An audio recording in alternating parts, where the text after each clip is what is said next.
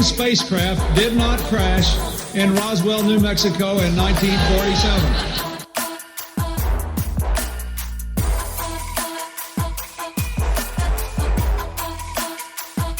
You know flat earthers, I guarantee it. But you don't know who they are because they're afraid of talking about it.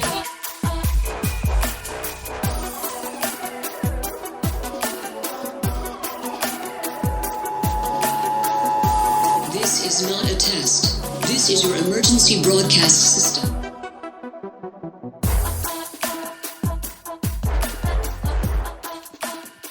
Hello and welcome to the 38th annual Subliminal Deception Podcast, your weekly dose of conspiracy theory bullshit. My name is Cody, and I'm joined by my pal Phil. How are you doing? Doing good, buddy. How about yourself? Not doing too bad.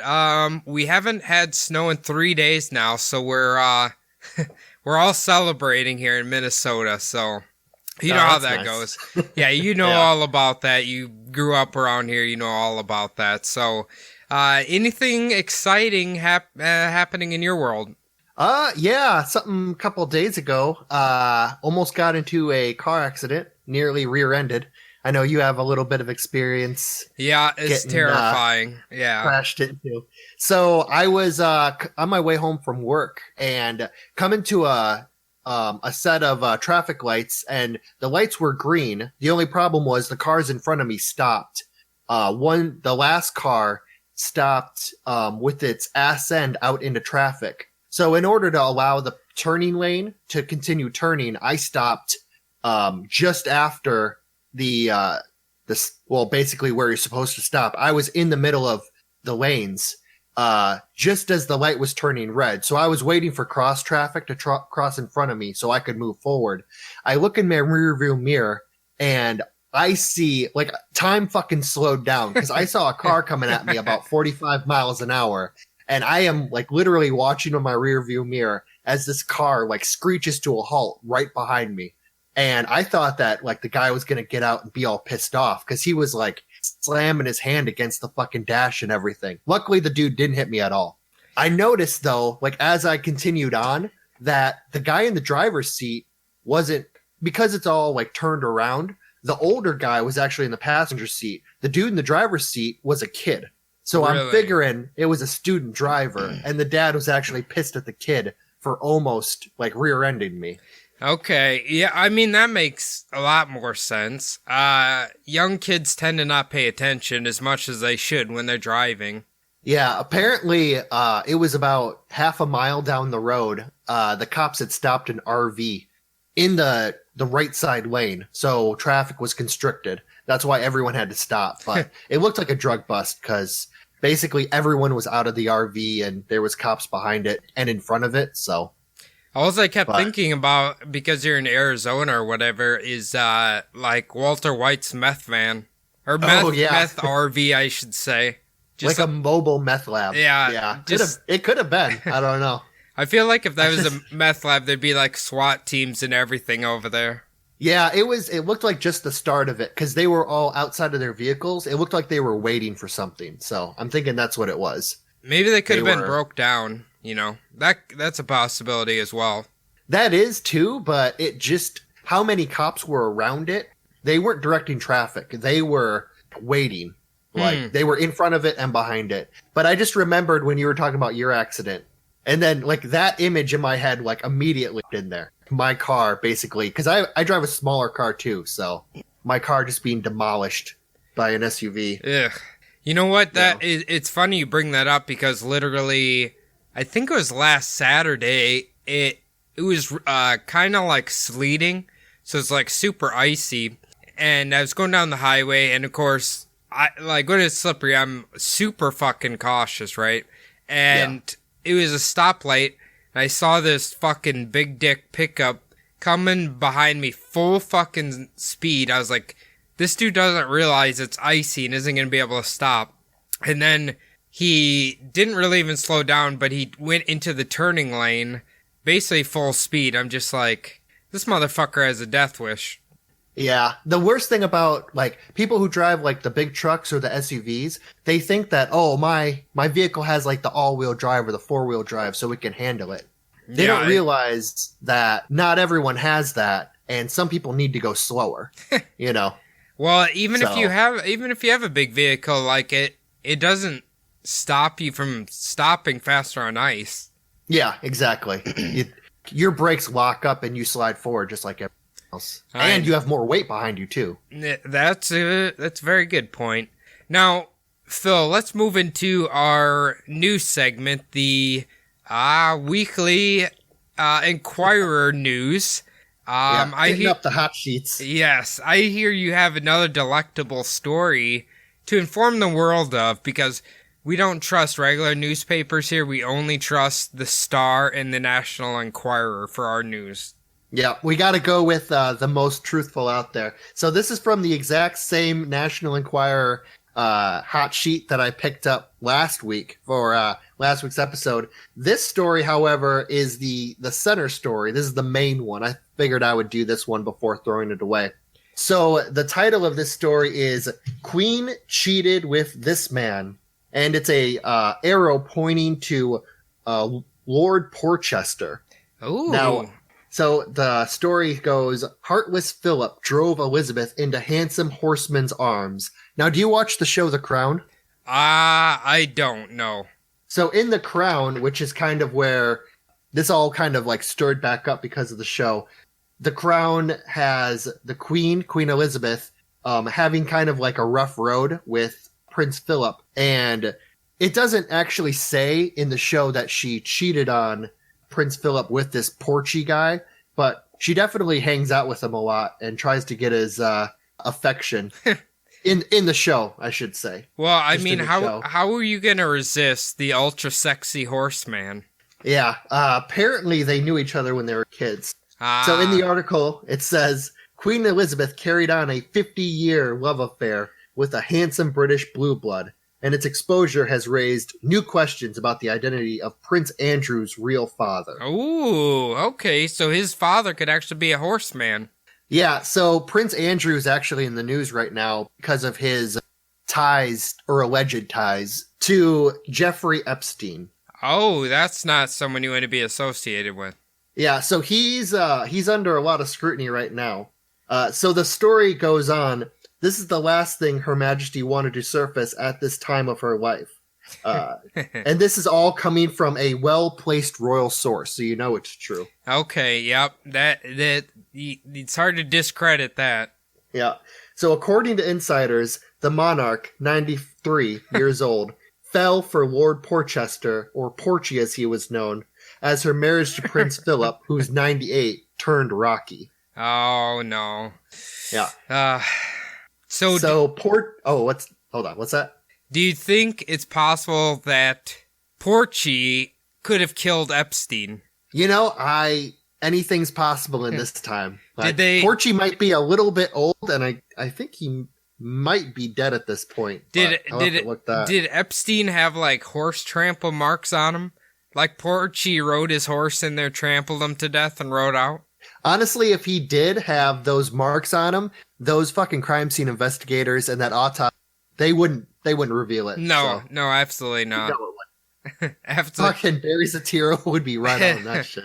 There's probably like a trail of horse shit going out of the jail, and they still are like, oh, he just hung himself. Yeah. So Porchy was a entitled Englishman with a family fortune. He and Elizabeth bonded over their love of horses after meeting in 1942 when she was 16. And this also came from a royal source. So, okay. That's true also. Okay. This royal source is just spilling all the beans. Oh yeah, that's a real bad week. They need to suss that out.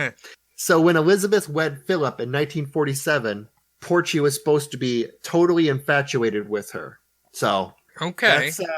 That's coming from the National Enquirer. So I mean, I believe it.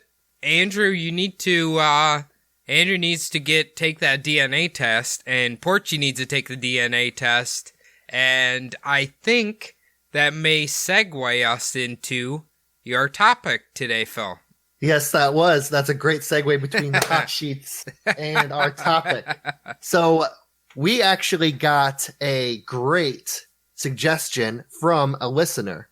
named Jeremy, and I'm not going to say his last names so that the conspirators out there can come after him. He actually gave us a great suggestion, and that was the conspiracies about the human genome and all of the websites and companies that promise to read your DNA and give you all the information about it.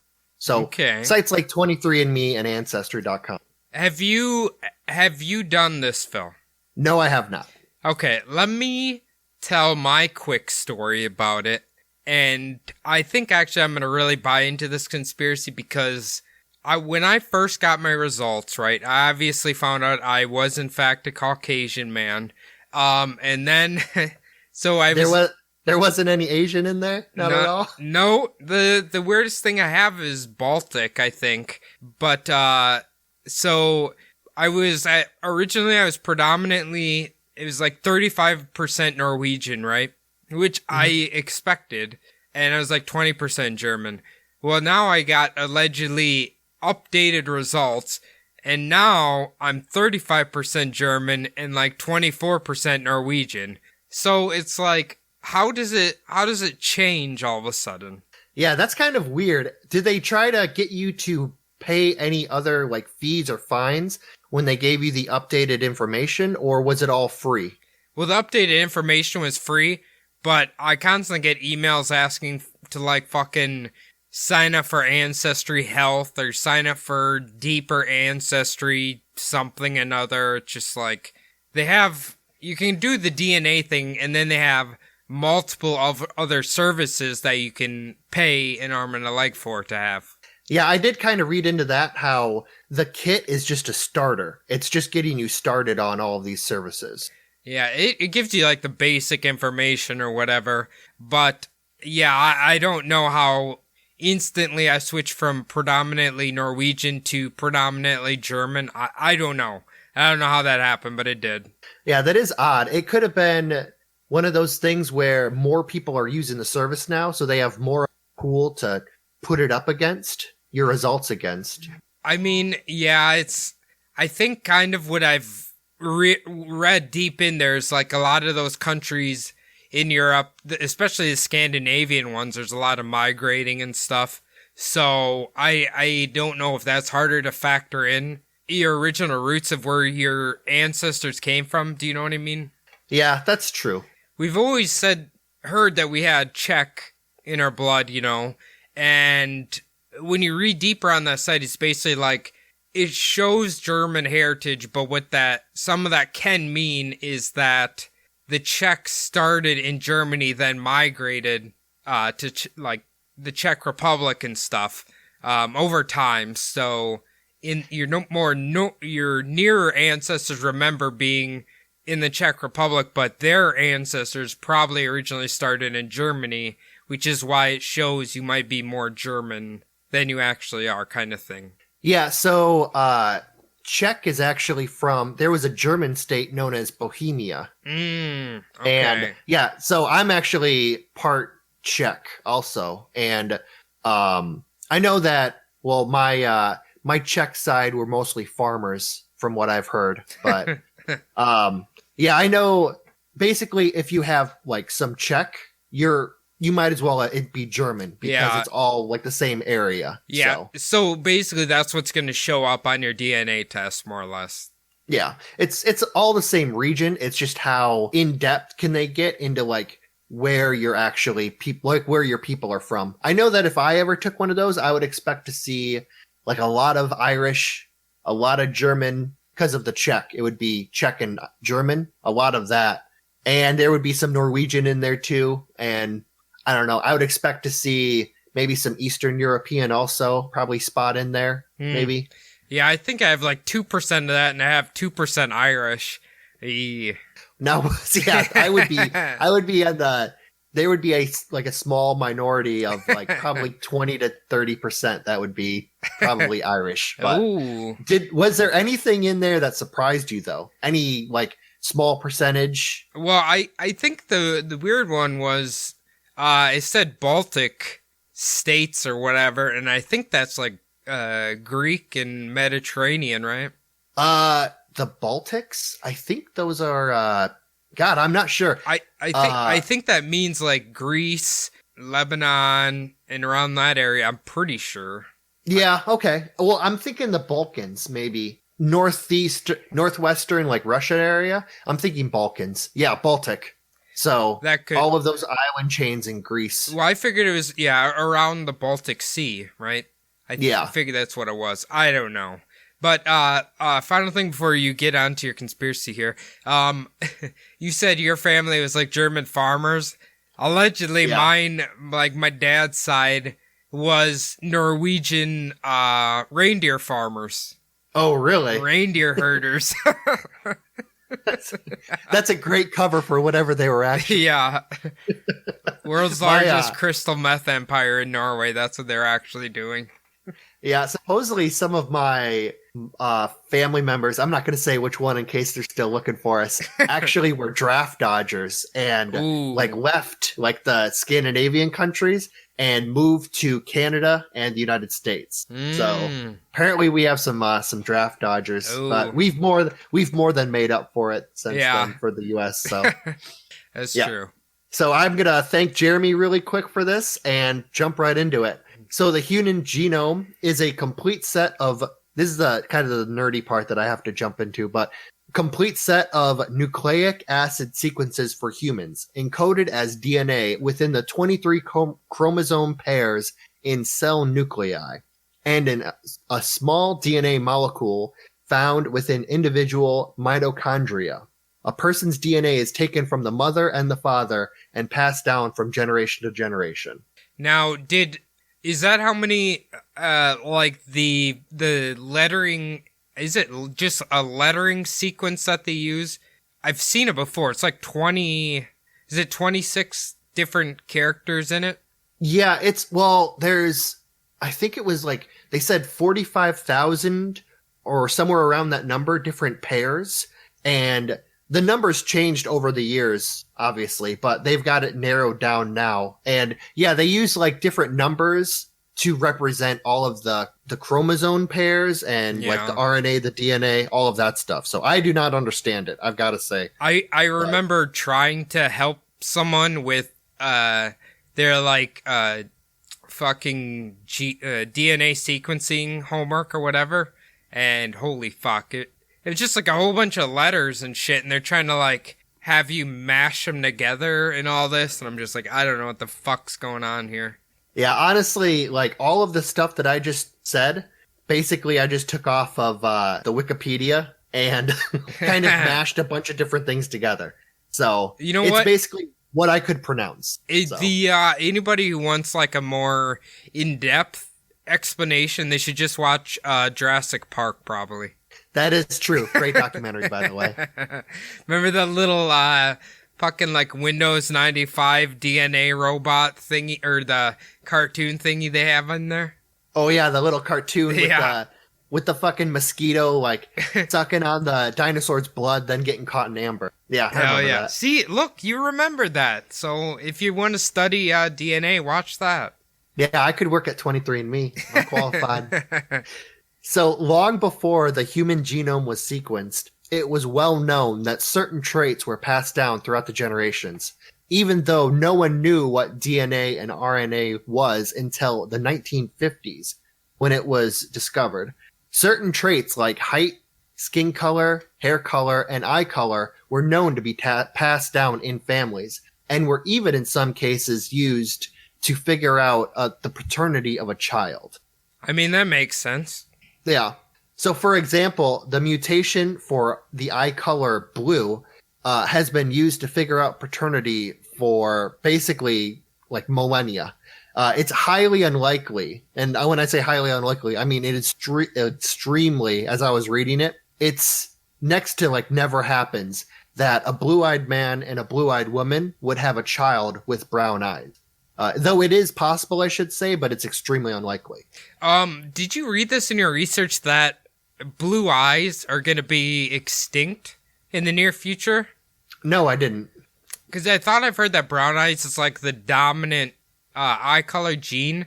So blue eyes will be becoming rarer and rarer.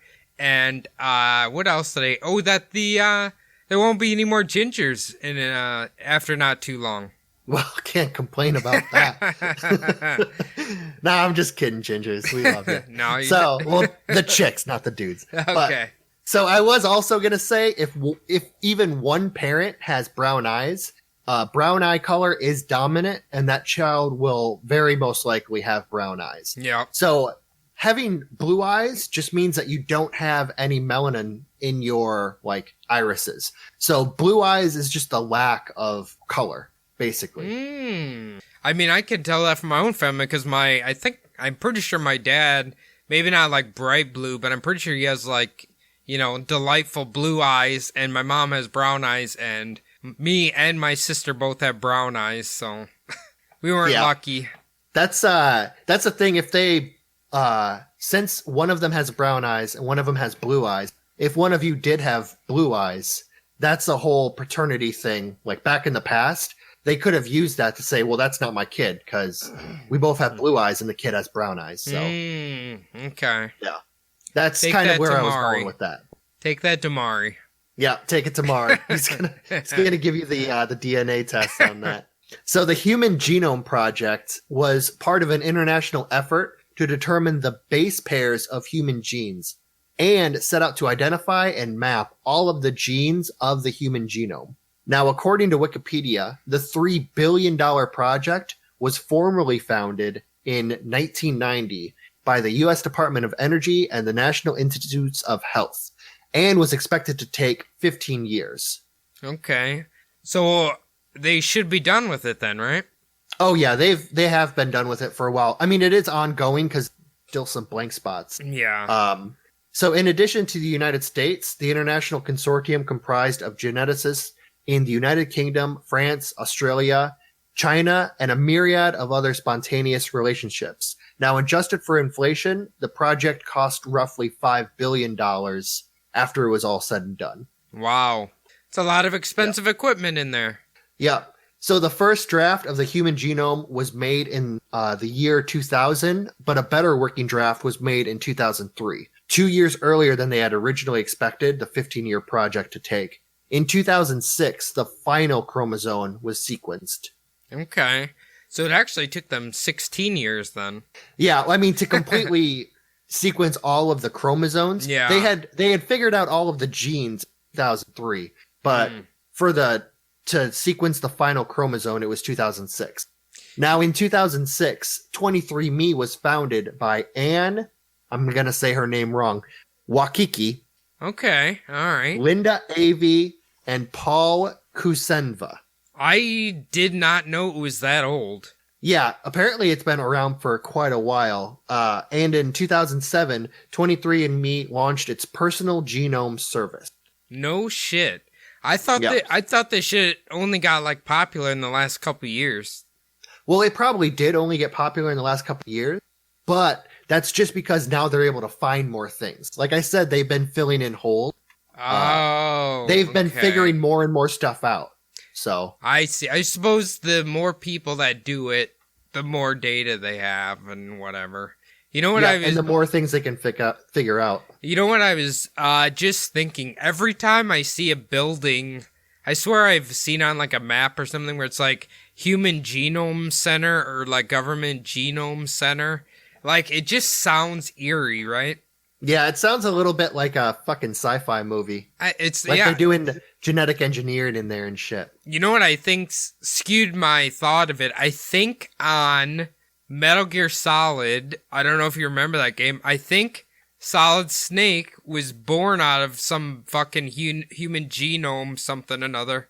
I remember the game, but I don't remember that part. Yeah, he's a clone of somebody else. Him and Liquid Snake were like born or clones of a different person or something. I gotta admit, like, we only had the demo of that game, and we basically used to just crawl around and like try to stab people in the back and shit. So I never really got that into the game. If I remember right, for PS1, I don't remember if it was 2 discs or 3 discs to beat it. It was a great game though. Yeah. So I was gonna also say quick, Ancestry DNA which is a competing company that was first launched in the United States in 2012. So that one actually came around later on than 23andMe. Now, is that just the DNA program? Because I swear Ancestry was doing like the online family tree thing way before they did the DNA thing. Yeah, so Ancestry DNA is kind of like, I think it's an offshoot of Ancestry.com, which is their big service was like family trees. My grandpa was doing that like way back when. Yeah. On Ancestry.com. Did he complete it? Because I know like I think it's my dad's side of the family. They have a big, it's probably like a I don't know, maybe like 30-page pamphlet or whatever, kind of detailing all that side of the family. I'm not sure exactly. I know he was working on it I'm pretty sure he's still working on it, but I know that he did find a lot of information. He filled in a lot of blanks himself, so okay. I'm not exactly sure. So I'm not that big into it. So these companies offer a kit service that is delivered to the home. It's basically you've done it, so you know. You have to spit in a little vial and then send it back to the company so that they can analyze your DNA and compare it with other DNA obtained to look for traits that will match known genetic sequences of other samples to determine things like ancestry, possible future health complications, and even what part of the world the subject DNA originates from. I was just thinking, how would you like to have the job where you are taking the spit out of the vials and putting them somewhere else? Honestly, some of those lab tech jobs that, like, I remember for those days, they tried to, like, glorify them, like, prop them up a little bit, but a lot of them deal with human fluid examination. Every time a nurse wants you to, like, piss in a cup or do other things in a cup, like, it goes, to one of those people. Yeah. Well, I was going to say, like, the cup that I got in my kit, I think you have to spit fucking, like, at least 2 to 3 ounces in it. It's like, I had to keep spitting in it and spitting in it and spitting in it. It's like, Jesus. Someone has to take that out of there. It says that it doesn't want you to eat for 30 minutes before you spit in it. Before you spit in the cup. Yeah. No eating or drinking anything for 30 minutes prior. I just keep envisioning there's probably people who've done it who just have like giant fucking loogies in there and shit. Oh, yeah. Can you imagine if they actually keep that shit? It's just a bunch of vials of spit stored in a fucking cryo freezer. So when 23andMe first came out, it focused mainly on obscure little things, like if you see a bright light, whether you'd be more than or less than likely to sneeze from seeing the bright light. There's also a weird one. If your pee smells really bad after you had eaten asparagus, apparently you have a 1 in 3 chance of not having like bad smelling pee from eating asparagus. So it was stupid little things like that when 23andMe first came out. That's why a lot of people really didn't use it. Is that a real thing? Like you see a bright light and you sneeze? Yeah, apparently that's a real thing. Huh. Weird. I've never heard that before. Obviously the asparagus piss one I've heard. Oh yeah, that one.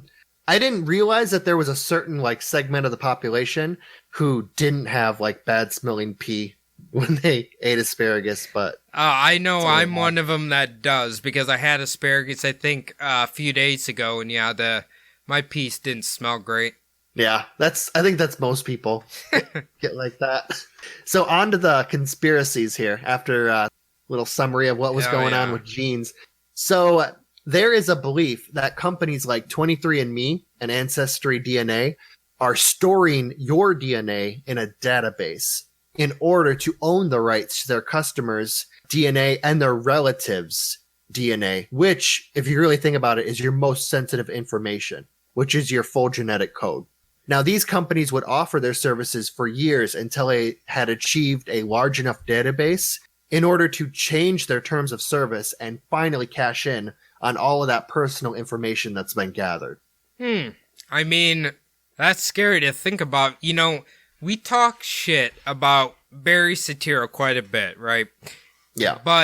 And it's hard to believe. I think in like somewhere between 2008 and 2012, he made it. What was the law that you can't discriminate against someone's DNA? Like that just happened. Fuck, what was it? Like probably 6 to 8 years ago. You know, like it wasn't that long ago. I'm actually gonna mention that. Oh, perfect. In a few. So it's a 2008 law. Okay. Yeah. Yep. And I'll actually say what it is. It's called GINA, Genetic Information Non-Discrimination Act. Okay. I know the only reason that I know that was because I think it was when I was working for Best Buy, they talked about it during the sexual harassment training. Oh, yeah? Yeah, I can't be making fun of anybody's DNA sequence who comes into the store. Well, you look at people and you can tell their DNA is just a little fucked up sometimes. Like, yeah, your parents weren't clean as pool there. Yeah, like, you look like you sneeze when you see a bright light. I can tell. I bet you don't even have bad smelling pee when you eat asparagus. So, in essence, after these companies have sold their customers on the one-time purchase of the DNA collection kit, also with the increasing amount of ads that you were talking about for, the health benefits, they can sell the information found in the test as a product to companies that will advertise to the people whose information they have bought. Oh, God, that would be a nightmare. Yeah, well, I mean, it's not as weird as you might think because Google does it all the time. Google, Facebook, like basically the entire internet is just a storage for everyone's personal information. Yeah, but think about if they could find in your DNA what you were most likely to buy and you'd get targeted ads that way. Like now, obviously the ads are targeted, but it's just based off your search history. You know what I mean? Yeah. Well, imagine if you were genetically predisposed to smoking cigarettes and all of a sudden, like you were like you had quit for like 5 years. All of a sudden you just get bombarded by cigarette ads. That's true. Just because you're genetically predisposed for nicotine. I have kind of a little example another one now, I suppose. So imagine that you have a characteristic in your genetic profile that says that you will have a higher than usual chance to have sleeping issues.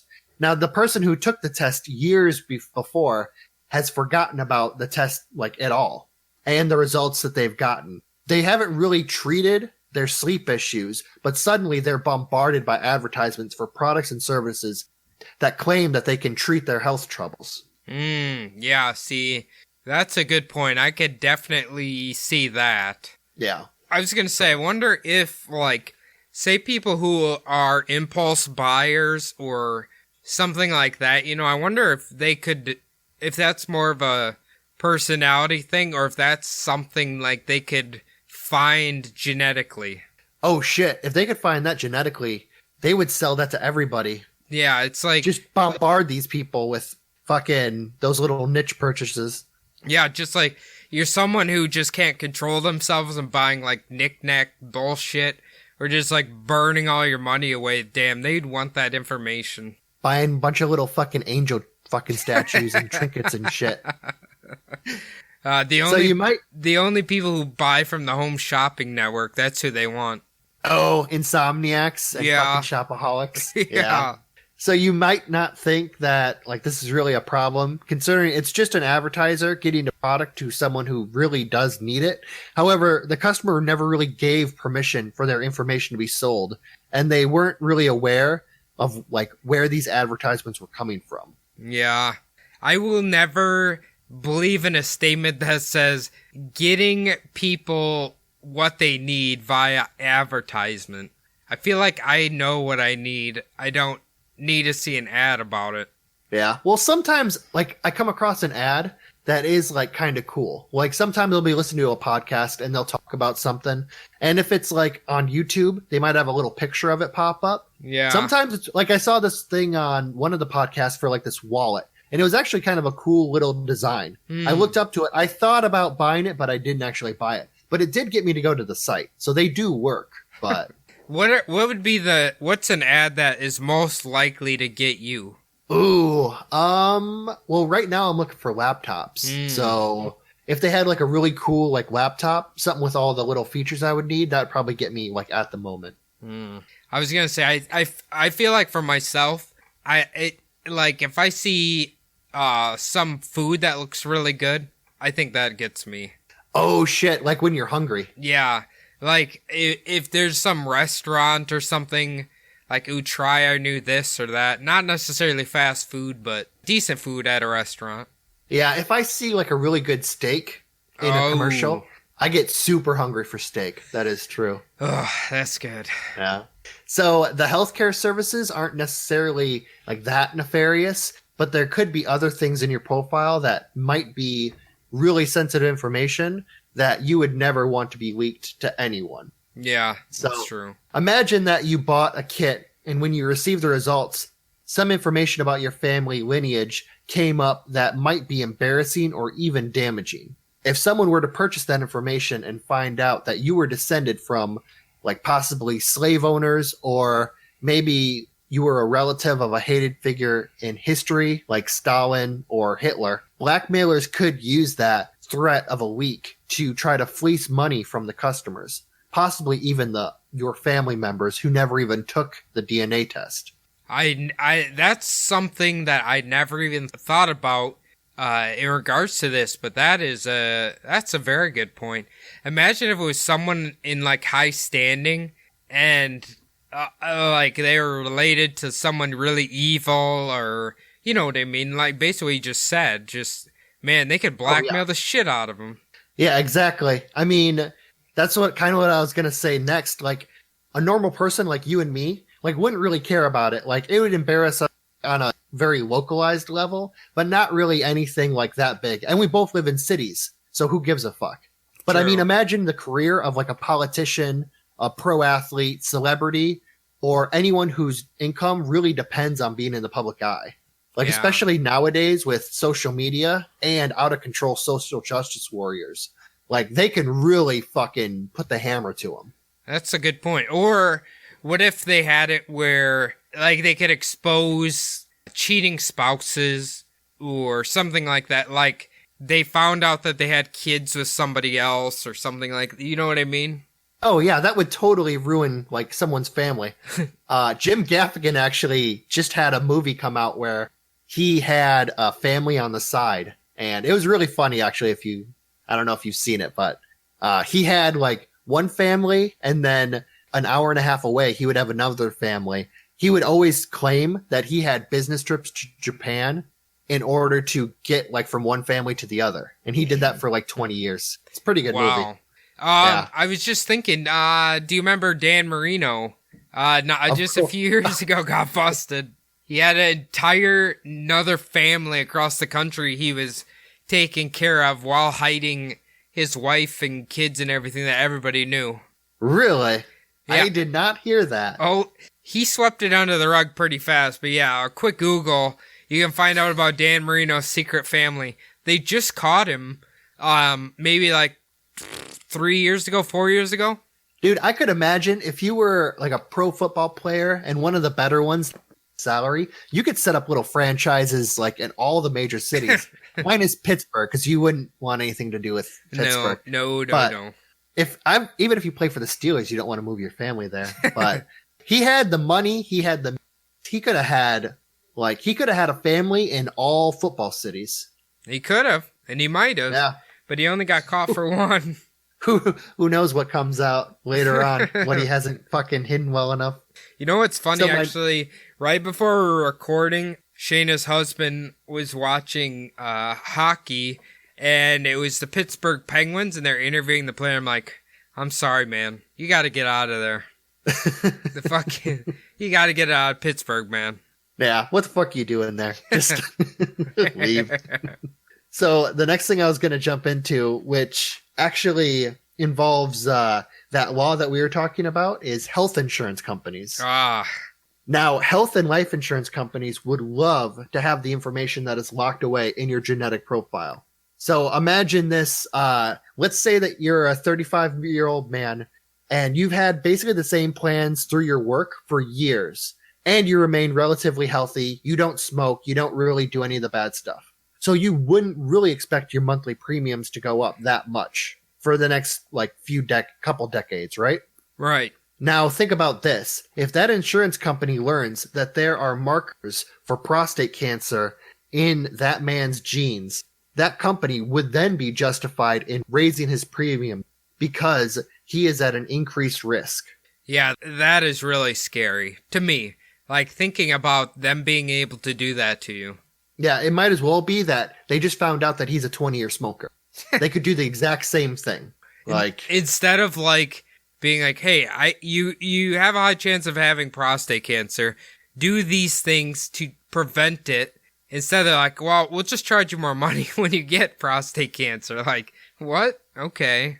Oh yeah, the thing is, the 35-year-old dude in my little fictional story doesn't even have prostate cancer, but they're treating him like he already, you know. Yeah, He's gonna owe so much money until he gets it, you know. You know, quick funny story about life insurance. So when I was home for Thanksgiving, apparently I found out a good way to get, if you keep getting called by like life insurance companies, a good thing to do is when they call you, be like, "Well, I'm 85 and have stage 3 cancer. What kind of plan can you give me?" According to my dad, his friend did that to him and they immediately hung up the phone. Oh yeah, of course. Just be like, "Oh, thank God, I need life insurance so bad." I only have 6 months to live and I need a lot of money to give to my children. What kind of a plan am I eligible for? Yeah. You got to get the one, what's the one that claims that it has Alex Trebek on it? It would claim that, like, no matter what, like your age or what you had, it would give you life insurance. AARP maybe? No, it wasn't AARP. It was something with an eagle in it, but I always remember that commercial because it was on, like, always late at night. I don't know. I don't know what that one is. So in case of, like you were just saying with life insurance, so say a person dies of a heart attack. Immediately after the person dies, the insurance company goes to 23andMe and purchases his genetic information. They may discover that he had an increased chance of having heart disease since the day he was born. They could then claim that the heart attack was a pre-existing condition and that was never disclosed to them. They could then not pay out any of the, like for the family, any of the payouts that they should be paying, even though they had gotten years of premiums from the person who had died. You know what? I like to think humanity is better than that. But when it comes to health insurance, definitely not. They would do that in a fucking heartbeat.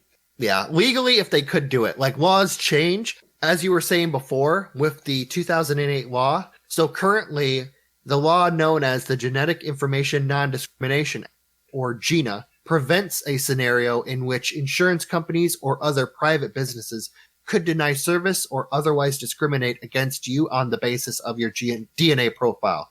Problem is, all they need is a little change up in the courts, a little bit of money changes hands, just like it always does, and that's gone. You know? I was just thinking, I'm like, they could literally repeal that, and like people probably wouldn't even pay attention to it. Oh no, it wouldn't even, at this point right now with all the Trump, wouldn't even make the ticker on the bottom. No one would care. No one knows about it. No one cares. No, and they should. They should definitely pay attention to it. Especially if you held that shit during an election year. Oh, yeah. There's no way. Ugh. Nothing's going to talk about it. Hopefully that never happens because health insurance is bad enough. They don't need to be making it worse. Yeah. Besides military, I'm actually, now that I'm a full-time employee, I'm actually getting like big boy health insurance for the first time in my life, like my own. So it's pretty daunting to look at stuff though. Is your company actually offer like some pretty good health insurance, or is it just like okay? It's actually pretty good. Is it? It's a good company, so they take care of their people pretty well. So thank God. I can tell you from my personal experience that is not the case where I work. Yeah, I kind of figured from your stories about when you got in your car accident that yeah, I wasn't the greatest. Yep.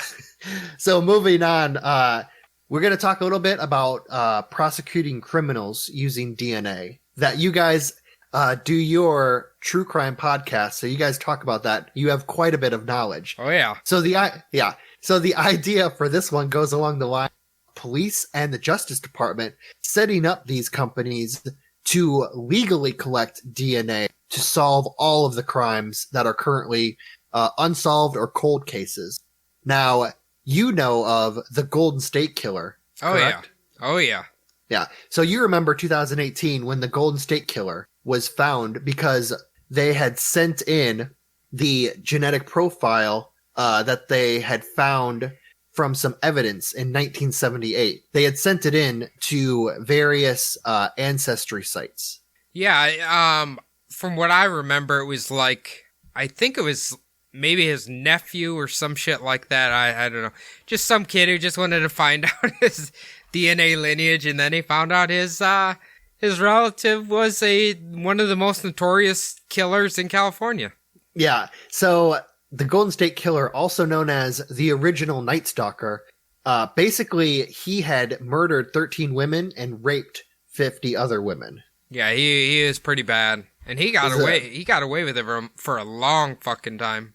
Oh yeah, for decades.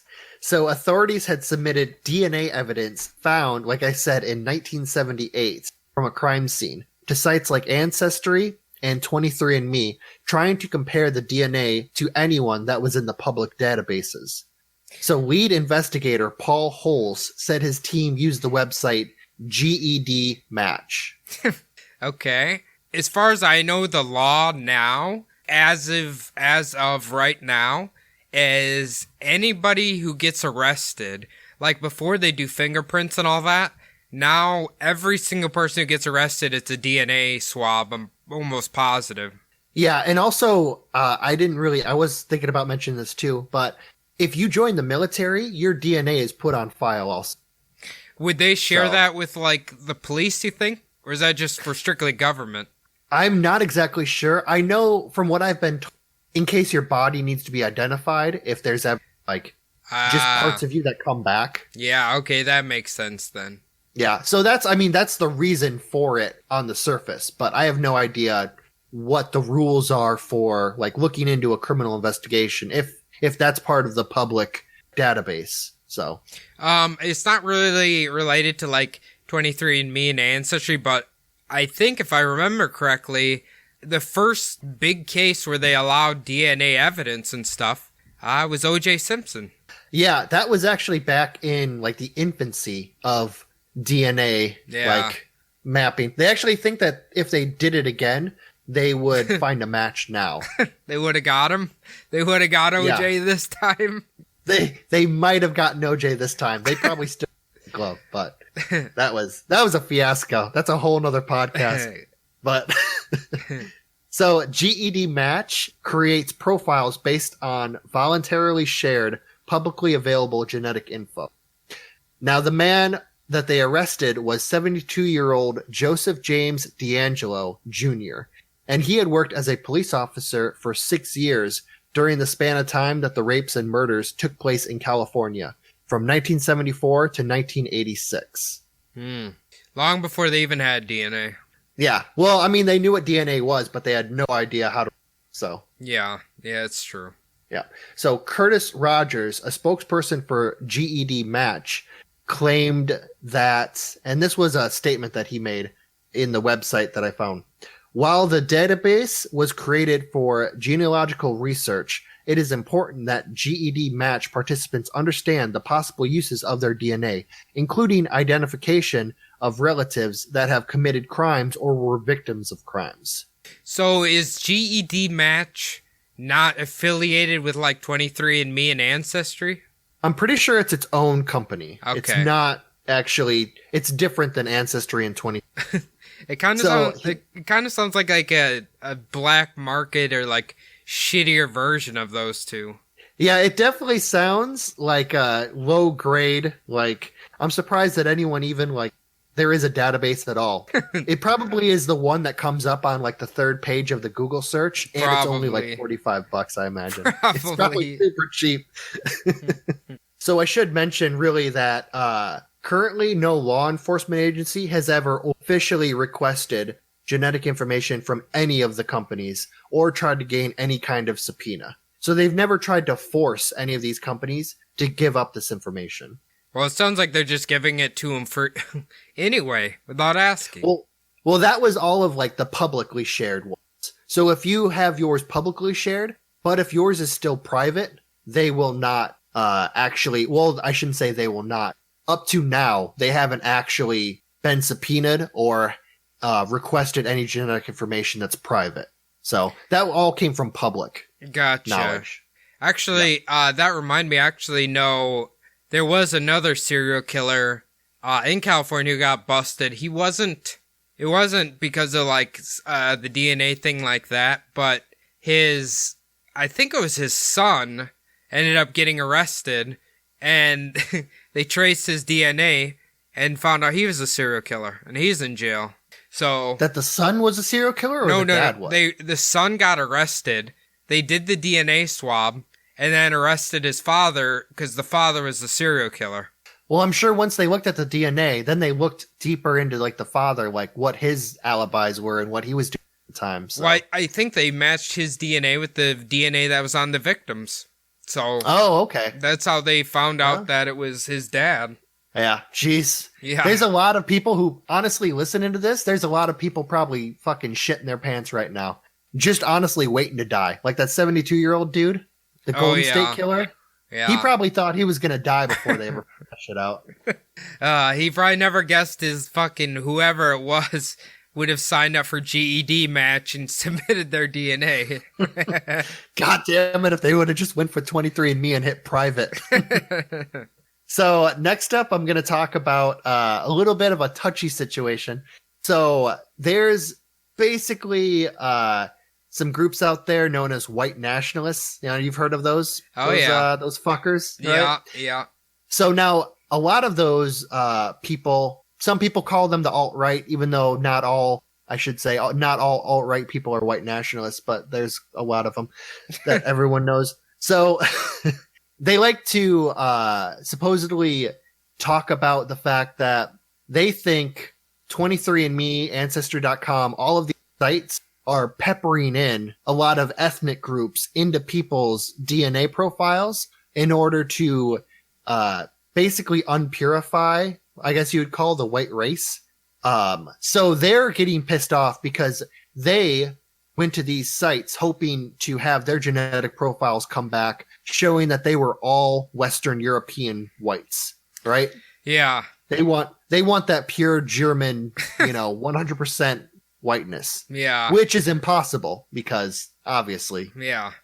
It's thousands of generations. It's not going to be, it's not possible. The crazy thing is they don't even take into consideration that every human being stems from the first one, which came from sub-Saharan Africa. So, hold on now. A lot of those white supremacists are extremely religious, so I'm pretty sure they probably believe the Adam and Eve story and all that. Oh, 6,000 years ago. Yeah. So, that's true. And obviously, if you read the Bible or whatever, Adam and Eve are both white, even though, Adam's made of dust? And Eve is made of a rib bone or something. Yeah, that old chestnut. Yeah. I don't get it. In all the pictures, they were white. Yeah. So, yeah, these companies basically are pissed off, or these customers, the white nationalists, are pissed off from the results. And in turn, they go onto sites that are racially motivated and air their grievances and their conspiracies. So it's pretty, they're pretty disgusting people doing pretty disgusting things. So basically, because they didn't like the results they got back about their family lineage, they assume that they're making it up just to make them add some minority to, or whatever, you know what I mean? Just, they're mixing up ethnicities to like fuck with them. Yeah, like they think that it's a conspiracy to dilute the white race, like dilute it. Make people think that they aren't white. Almost like they're being targeted because of their beliefs. Well, I mean, I highly, highly doubt that. Yeah, when I went on that stuff, I just kind of I didn't really go to a lot of the sites, so I just kind of went a little rolled your bit. eyes the whole time. Yeah, I didn't want that showing up in my Google search history. So What? I've got from doing research for them show. I've got enough weird shit. Well, I on was that, gonna so. say a lot of those like Klansmen and white supremacists. I think a lot of are meth heads, and we know how crazy meth heads are. So maybe that That is plays true. into it too. Yeah. So getting off of that, not very nice topic. The last thing I'm going to talk about is genetic engineering and cloning. Ooh. Now, there's no real way that your genetic profile can be used for cloning, but there are beliefs that your genetic profile could be used in a mass effort to basically fix all of the little hiccups in everyone's basically their sequences and figure out how to make the perfect human.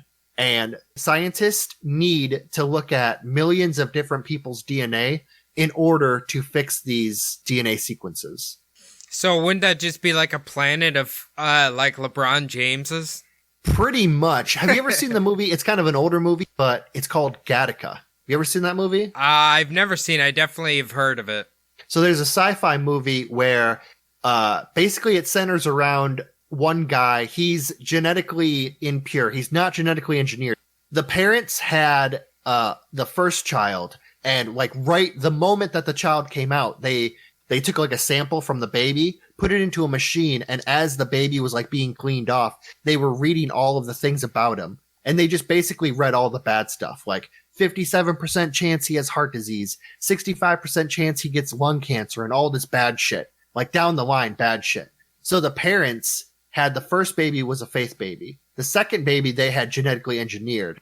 And basically it montages the two boys growing up, and the younger child gets like progressively like taller than the older child. And it's kind of a sad story because the older child is always kind of like trying to outdo the younger child, but the younger child doesn't give a fuck because he just knows he's better. Yeah, it's kind of a weird movie, but it's really good. You should give it a watch. I know you're not huge into sci-fi like I. I mean, I've heard from a lot of people that it is a very good movie. It's Ian McGregor, right? What the hell's his name? I know that. So there's this one dude that I'm not sure if it's Ian McGregor, but there's one dude that he basically uses his piss in order to get a job at a space agency. And I know that's a British dude. I forgot what his name is though. I think it's Ethan Hawke, right? He's Yeah, not Ethan British. Hawke. He's not British, but he's in it, I'm pretty sure. I think he's the main character. Yeah, probably. Yeah.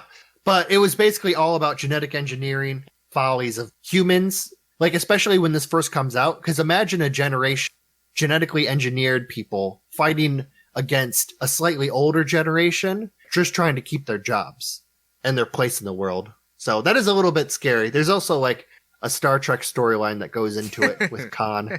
I gotta mention Star Trek again. Hell so yeah. every yeah, week. I forgot Khan is like a clone of the perfect person, right? Yeah, the Khan and his like sisters are all genetically engineered. No, I was just thinking, let's think of, okay, those are obviously all the negative aspects. What about the positive ones where if they were able to modify the human genome to where all diseases were eradicated? Well, yeah, definitely that'd be the first thing that they would do. The problem with that is once they do that, the people who aren't genetically modified, so you would have to do it from birth. You couldn't fix someone's DNA after they were already born.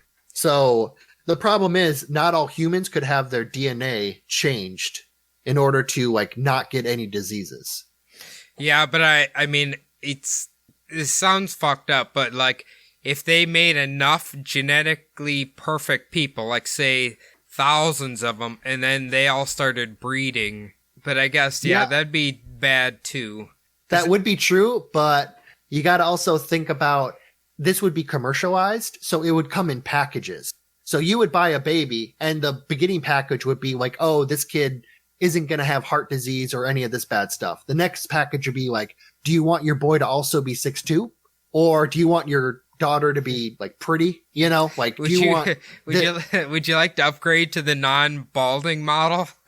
Exactly. Like that would be like level 3 tier. Also along with like he's gonna be 6'10" and have a really good jump shot. You know, like it just keeps going up and up and up until True. everybody's LeBron James. You know what I mean? Like, well, the rich people would all be LeBron James. The poor people would all be fucking like one of those lower tiered like European Danny players. DeVito. No, not Danny DeVito. They would completely cut Danny DeVito out. It would be like one of those European league like point guards. Like, yeah, he's 6'2" and he's okay, but he's not perfect, you know. I should have upgraded. He's better to than normal. I should have upgraded to James Harden. Yeah, that would middle be, tier. Middle tier. That is, I think he's a higher tier than middle. He's pretty fucking good. Yeah, but he doesn't play half the time, right? Oh yeah, Isn't that that's his true. Well, thing? he's a little older. He's a little older, so true. He's his health issues. But Well, Yeah. now, do you think it'd be possible? Let's say theoretically they created the perfect human genome sequence, and then when that person was created, they could use him to study how to cure the diseases. well, I think by that point they would already They know. would have But I already mean, that had is to. possible. Yeah.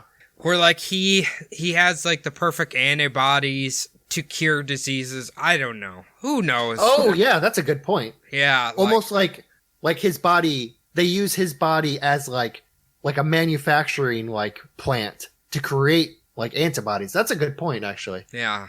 I mean, I didn't think about that. it's to be honest, it's kind of a scary thought. Maybe we shouldn't be worried about Roombas taking over the planet. Maybe we should be worried about genetically engineered humans. I'm still fucking worried about Roombas. I Yeah, got a funny story I'll talk to you about afterwards. Okay. My goddamn Roomba keeps getting caught up on power cords and shit. I'm pretty sure it only vacuums for like 25 seconds before it gets caught on something. Every day I have to put it back on its charger. It like can't find its way back home. But Not the best work ethic in that one. no, it has a fucking Pittsburgh level fucking worth ethic on it. But I digress. All right, so yeah. does that cover all your conspiracies then? Yeah, that does cover all the conspiracies. I was going to mention possibly Barry Soetoro might be behind the genetic engineering to make the perfect human to overtake all of the humans on Earth and be the perfect slave for the reptilians. Well, I was going to say, what if Barry Soetoro broke in, mixed the reptilian DNA with human DNA, so then they eventually slowly start making reptilians accidentally? Like a perfect human reptilian hybrid? Yeah. Yeah. I think actually Barry Soetoro, he may be the perfect specimen in the world. Like he's like 4 LeBron Jameses put together. Yeah. Well, he does play basketball pretty well. So every chance he got, he would show off his jump shot. So Now, like we were talking about off the air, a lot of these are this might be the only episode or one of the only episodes we've ever done where like some of this shit is very plausible, highly plausible. So, Phil, what are the ones that scare you the most? Well, I'm going to go, actually, I just thought about it. The least plausible one is obviously the white national one. That's just stupid. I'm going to give that one the fucking never going to happen 1%. The scariest one is honestly the health insurance one. Because imagine like just getting your health insurance cut out from underneath you. Once they find out you have a higher than average risk of cancer or heart disease. But the crazy thing is it's so plausible and likely. I'm going to give that one like 95%. Yeah. Like, I don't know if it's happened already, but I feel like it's going to happen in the future. Yeah. And I mean, considering the whole like criminal thing, since it's already happened that they've used that to find like a cold case criminal, that one's like 95% too. So yeah. Well, I mean, yeah, that's actually, yeah. I mean, that's happening. yeah. All that they really need to do, I was thinking, is get rid of the whole privacy setting. And that's it. It's gone. They can. What if they like, the real scary thing is where if they like forced every single citizen to submit their DNA. See, that would be scary. That would be like the whole mark of the beast thing. Like everyone needs to get their DNA sequence like barcoded on the back of their neck. That'd be pretty fucking crazy. I remember a crazy man once told me iPhones were the mark of the beast, but you can take from that what you will. But Phil, if anybody wants to email us, what they think's the most scariest, the scariest part of the human genome or whatever. Where can they do that? Well, they can hit us up on Subliminal D Podcast. They could be like Jeremy and give us an awesome fucking topic to run with today. You can also hit us up on Subliminal Deception Podcast on IG. So hit us up on Instagram. It's the best way. I check that about 3 or 4 times a day. We also have our own personal Instagram accounts. Mine's SDPodPhil. I actually did start using it more often, so I'm on that now if people want to hit me up. Cody, you have a few? Yeah, you can add my personal one at Cody's Above. You can add my other podcast, Bumblebutt Podcast for true crime, paranormal, aliens, cryptids, all that fun stuff. The last thing we need you guys to do is to log on to iTunes and leave the show a 5-star review. Write whatever the hell you want. Write your DNA sequence on there. Hit submit. Doesn't matter as long as it's 5 stars. But we've ran a little long today, Phil, but I think you did a brilliant job. I think people are really going to start to think about what they have done when they've submitted their DNA, because I know I'm starting to. So I hope you guys enjoyed the episode, and we'll see you next week. Thanks, guys.